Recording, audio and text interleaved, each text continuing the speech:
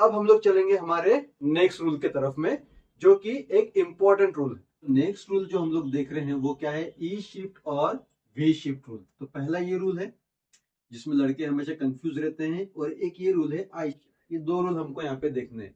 देखा जाए तो रूल हम लोग सारे पढ़ रहे हैं, लेकिन बस दिमाग में आपको ये रखना है कि जब भी हम लोग न्यूमेरिकल को सॉल्व करेंगे तो कंसेप्ट बस यही रखना कि करंट पैरेलल में ऐड होते हैं और वोल्टेज सीरीज में ऐड होता है। ठीक, यहाँ देखो, जब मैं ई शिफ्ट की बात करूंगा तो ई शिफ्ट मतलब कैसा, देखो ये ई के जैसा दिख रहा होगा, दिख रहा है क्या ई के जैसा, समझ में आया क्या ई शिफ्ट। अब ई शिफ्ट और वी शिफ्ट इसको हम लोग क्यों बोलते हैं कि देखो ऊपर में पूरे इंपीडेंस कैसे लगे हैं, पैरेलल में लगे हैं, और इनके साथ में सीरीज में कौन लगा है, वोल्टेज। इसका मतलब अगर मैं Z1 Z2 Z3 Z4 को पैरेलल में अगर मैं सॉल्व कर लूं तो इसकी वैल्यू क्या बनेगी, Z इक्विवेलेंट बनेगी, बनेगी ना। तो अगर ये Z इक्विवेलेंट बनता है तो ये वोल्टेज कैसा आ जाएगा, उसके सीरीज में आ जाएगा। इसका मतलब ये जो पूरे इंपीडेंस का Z इक्विवेलेंट है उसके लिए वोल्टेज कैसा है, सेम है। देख रहे हैं आप लोग, वोल्टेज कैसा है, सेम है। तो सेम होने की वजह से जब हम लोग ई शिफ्ट और वी शिफ्ट बोलते हैं तो आपको बस दिमाग में ये रखना है कि अगर मेरे पास में नंबर ऑफ इंपीडेंसेस और नंबर ऑफ रजिस्टर्स अगर पैरेलल में है और उनके सीरीज में कौन है, वोल्टेज, ये इससे जरा ध्यान में रखना। ये ऊपर वाला पूरा Z इक्विवेलेंट बन गया और ये नीचे वाला वोल्टेज आ गया, सीरीज में है। इसका मतलब इस Z1 के लिए भी यही वोल्टेज काम करेगा, इस Z2 के लिए भी यही वोल्टेज काम करेगा, Z3 के लिए भी यही काम करेगा और Z4 के लिए भी यही काम करेगा। तो जब इसका हम लोग इक्विवेलेंट बनाएंगे तो आप लोग देखो जरा, Z1 के साथ में वोल्टेज कैसा दिख रहा है, सीरीज में। Z2 के साथ में वोल्टेज कैसा दिख रहा है, सीरीज में। Z3 के साथ में वोल्टेज कैसा दिख रहा है, सीरीज में। और अगर मैं आगे में बनाता हूं तो यहाँ पर हमारे पास में Z4 भी अगर आ जाए तो वोल्टेज कैसा दिखेगा, यहाँ पे सीरीज में दिखेगा। समझ रहा है क्या आप लोगों को।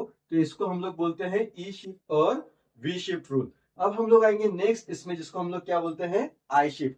अब आई शिफ्ट में देखो हम लोग को इतना पता होता है कि ये देखो करंट के साथ में रजिस्टर और इंपेडेंस कैसे दिखाई देते हैं, हमेशा पैरेलल में। लेकिन जब आप यहाँ पर आई शिफ्ट पे फोकस करो तो यहाँ पर देखो ये जो Z1 Z2 Z3 Z4 ये चारों भी कैसे हैं, सीरीज में है। सीरीज में है तो इनका एडिशन बनेगा, तो यहाँ पर फोकस करेंगे हम लोग, एडिशन बनेगा तो इसका कौन निकलेगा, Z इक्विवेलेंट निकलेगा, निकला Z इक्विवेलेंट। और पैरेलल में कौन है हमारे पास में, करंट सोर्स है। देख रहे हैं आप लोग, पैरेलल में कौन है, करंट सोर्स।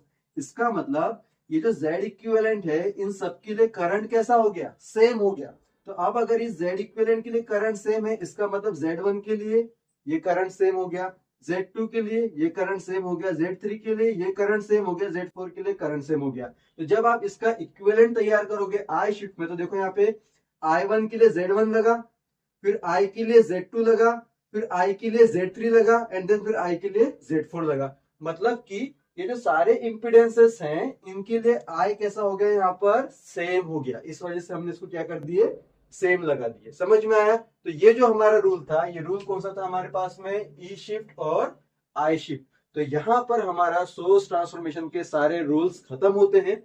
और अगर आप लोग को इससे रिलेटेड कुछ भी डाउट है तो प्लीज आप कमेंट सेक्शन में जाके अपने कमेंट को डालिए और मुझे बताइए कि आपको डाउट्स कहाँ पे जा रहे हैं। अगर आपको लेक्चर सही में अच्छा लग रहा है तो आप लोग प्लीज शेयर करना ना भूले अपने दोस्तों के साथ में।